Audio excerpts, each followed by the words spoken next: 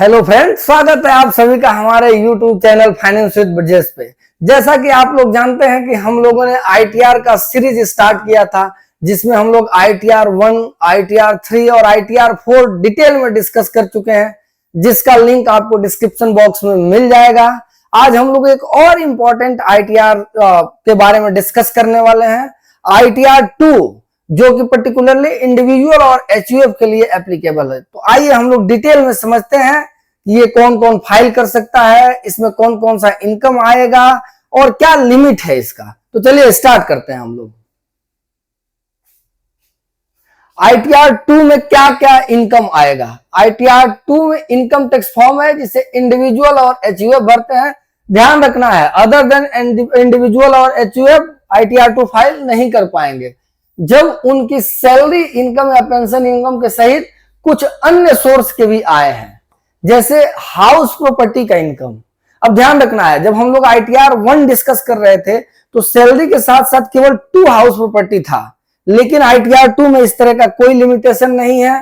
अगर आप ITR 2 file करते हैं तो सैलरी के साथ आप 2 से ज्यादा हाउस प्रॉपर्टी का इनकम भी शो कर सकते हैं। इसके अलावा कैपिटल गेन भी इसमें शामिल होगा।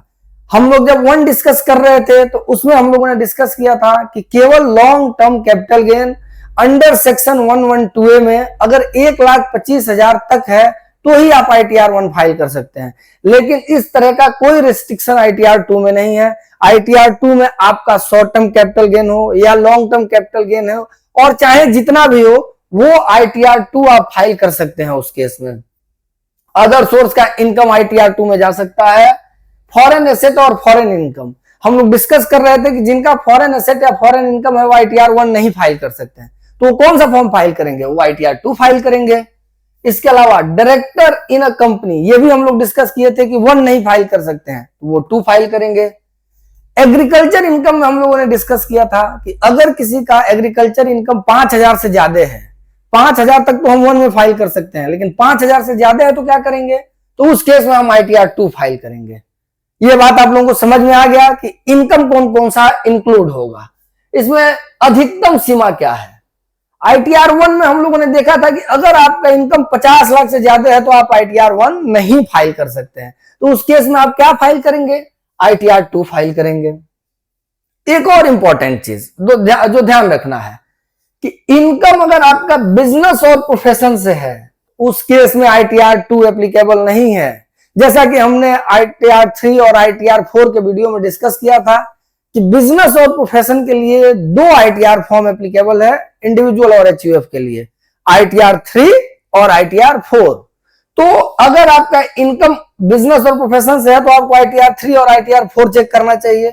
इसके अलावा अगर कोई भी इनकम है, सैलरी है, हाउस प्रॉपर्टी है, कैपिटल गेन है, अदर सोर्स है, कुछ भी है, तो उस केस में आपके लिए आईटीआर 2 एप्लीकेबल है अगर आप आईटीआर 1 के टर्म एंड कंडीशन के अल्ट्रा जाते हैं तो।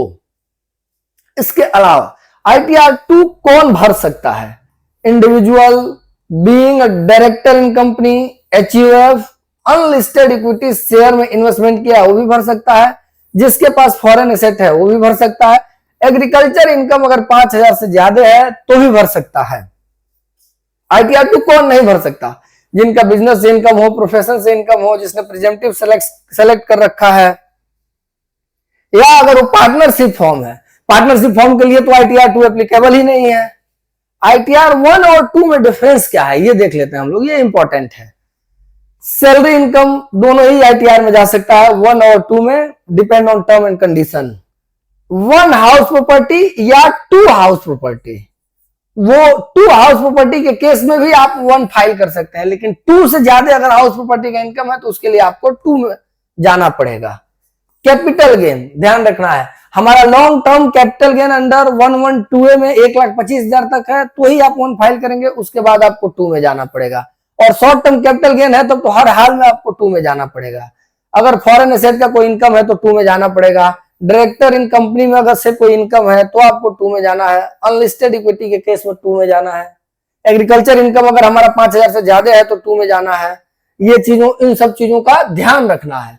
कुछ ड्यू डेट्स है, अगर सैलरी के केस में जो भी है, अदर देन बिजनेस के केस में ड्यू डेट अभी के डेट में 31 जुलाई हो गया है, इसके बाद अगर आप रिटर्न फाइल करते हैं तो बिलेटेड माना जाएगा 31 दिसंबर तक।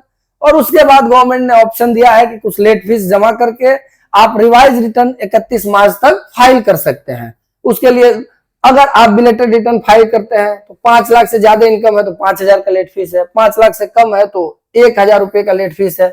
लेकिन ध्यान रखना है इस ड्यू डेट के बाद means original as well as belated return का डेट दोनों अगर आप क्रॉस कर गए हैं और 31 मार्च तक आप अपना रिटर्न रिवाइज करते हैं और यदि आपका इनकम 5 लाख से ज्यादा है तो उस केस में आपको 10,000 रुपए का लेट फीस लगेगा, ये ध्यान रखना है। ITR 2 के शेड्यूल्स को हम लोग देख लेते हैं कि सबसे पहला शेड्यूल है हमारा income from salary and pension, second है हाउस प्रॉपर्टी, तीसरा है कैपिटल गेन, चौथा है अदर सोर्स। ध्यान रखना है इसमें बिजनेस का शेड्यूल नहीं है, क्यों? क्योंकि बिजनेस के लिए तो 3 और 4 एप्लीकेबल है। इसके अलावा हमारा करंट ईयर का लॉस एडजस्ट कर लेंगे, ब्रॉड फॉरवर्ड लॉस एडजस्ट करेंगे, कैरी फॉरवर्ड लॉस एडजस्ट करेंगे। इसके बाद से जो हमारा इनकम आएगा उसमें से हम लोग डिडक्शन माइनस करेंगे। डिडक्शन माइनस करने के बाद से जो भी हमारा टोटल इनकम बनेगा उस पर हम टैक्स का कैलकुलेशन करेंगे, अपना TDS, TCS और एडवांस टैक्स एडजस्ट करेंगे। उसके बाद अगर हमारा कुछ पेबल बनता है तो हम सेल्फ असेसमेंट टैक्स में उसको पे कर देंगे और अगर कुछ रिफंडेबल बनता है तो हम लोग रिफंड क्लेम कर लेंगे। डॉक्यूमेंट क्या क्या रिक्वायर्ड होगा? PAN and Aadhaar, salary slip अगर हम सैलरी एम्प्लॉय है तो AIS, TIS, 26 years, bank statement, FD का statement, capital gain, sale deed और परचेज डीड, हाउसिंग लोन का इंटरेस्ट सर्टिफिकेट देख लेंगे, फॉरेन एसेट देख लेंगे, डिविडेंड स्टेटमेंट ले लेंगे और जो भी बाकी इन्वेस्टमेंट है उन सब का भी डिटेल हम एक बार अपने पास कलेक्ट कर लेंगे। कुछ महत्वपूर्ण पॉइंट है जिसको हम लोग डिस्कस कर ले रहे हैं। ITR 2 में इनकम की कोई मैक्सिमम सीमा नहीं है। बिजनेस प्रोफेशन वाले लोग ITR 2 नहीं फाइल करेंगे। कैपिटल गेन की गणना सही तरीके से करना जरूरी है। फॉरेन एसेट का जो भी इनकम है उसका कैलकुलेशन प्रॉपर होना चाहिए। 26 शेयर्स और TIS, AIS का मिलान सही होना चाहिए। ई वेरिफिकेशन किए बिना रिटर्न वैलिड नहीं माना जाएगा। एक बार हम लोग पोर्टल पे प्रोसेस देख लेते हैं कि क्या प्रोसेस रहेगा। सबसे पहले हम लोग इनकम टैक्स के पोर्टल पे लॉगिन करेंगे, असेसमेंट ईयर सेलेक्ट करेंगे। इसके बाद से हम लोग फाइल नाउ पे जाएंगे, स्टेटस सेलेक्ट करेंगे, इंडिविजुअल या HUF। ध्यान रखना है इंडिविजुअल और HUF के अलावा ITR 2 किसी पे एप्लीकेबल नहीं है। इसके बाद हम लोग पर्सनल डिटेल फीड करेंगे, फिर इनकम का डिटेल फीड करेंगे। डिडक्शन जो भी अगर डिडक्शन के लिए भी ध्यान रखना है, पहले वीडियो में भी हम लोगों ने डिस्कस कर लिया है कि डिडक्शन केवल और केवल अभी ओल्ड स्कीम में है, नए स्कीम में डिडक्शन का किसी प्रकार का कोई प्रावधान नहीं है, ध्यान रखना है। इसके बाद हम लोग AIS, TIS के डेटा को मैच करा लेंगे और इसके बाद जो भी अगर हमारा टैक्स पेबल बन रहा है तो ऑनलाइन हम पेमेंट कर देंगे सेल्फ असेसमेंट टैक्स में, और अगर हमारा रिफंडेबल बन रहा है तो रिफंड हो जाएगा रिटर्न प्रोसेस होने के समय। रिटर्न को हम लोग सबमिट करेंगे और वेरिफिकेशन करना नहीं भूलना है, ध्यान रखना है। अगर आप फाइलिंग के 30 डेज के अंदर वेरिफिकेशन नहीं करते हैं तो उस केस में रिटर्न आपका इनवैलिड मान लिया जाएगा, ये ध्यान रखना है। कुछ सामान्य गलतियां जो होती हैं, जैसे हम AIS के इनकम को इग्नोर कर देते हैं, 26 ईयर्स को चेक नहीं करते हैं या मिलान नहीं करते हैं, TDS गलत क्लेम कर लेते हैं, कैपिटल गेन का गलत गणना हो जाता है, इंडेक्सेशन सही तरीके से हम नहीं करते हैं, एग्जेम्पशन गलत क्लेम कर लेते हैं, फिक्स एसेट का शेड्यूल हम खाली छोड़ देते हैं या फॉरेन एसेट का शेड्यूल खाली छोड़ देते हैं, ई वेरिफिकेशन नहीं करते हैं, रिटर्न समय पे फाइल नहीं करते हैं। ये सब गलतियां नहीं करना है क्योंकि इनकम टैक्स में इन सब के लिए पिनल प्रोविजन है, तो हमें पिनल प्रोविजन से भी बचना है और ITR फॉर्म को सही तरीके से भरना है। तो जैसा कि हम लोगों ने ITR 2 के बारे में डिस्कस किया, इसमें किसी प्रकार का हमें नहीं लगता कोई कंफ्यूजन होगा, और अगर किसी प्रकार का कोई कंफ्यूजन है तो कमेंट बॉक्स में जरूर बताएं। और जो भी इससे रिलेटेड वीडियो जैसे ITR 1, ITR 3 और ITR 4 मैंने इस सीरीज में पहले डिस्कस कर लिया है, उस वीडियो को भी जाकर जरूर देखें, वो भी बहुत ही इंफॉर्मेटिव वीडियो है। Thank you.